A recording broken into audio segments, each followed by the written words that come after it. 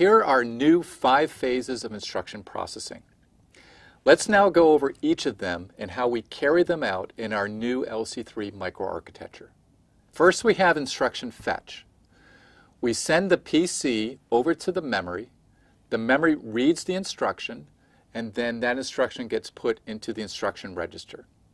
Now we're assuming that this happens in a single clock cycle. During that same clock cycle, we also increment the PC and load that into the PC register. During instruction decode, the finite state machine decodes the instruction and also reads the register file to get the operands that may be needed for later on. During the execute stage, for operate instructions, we perform the actual operation. For loads and stores, we calculate the address. In the memory stage, for a load instruction, we read the data that we want. For a store, we store the result into the memory. In the write back stage, we update the register file for those 7 LC3 instructions that write to the register file. Now let's review the operations that are done within each of our 5 phases.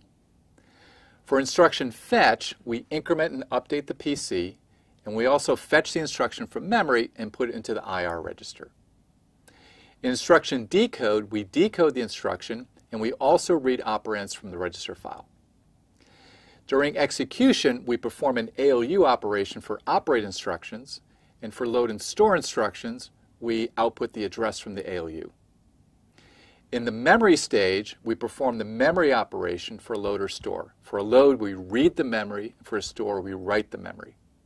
And then finally, for write back, we store the result into the register file for those 7 instructions that do that.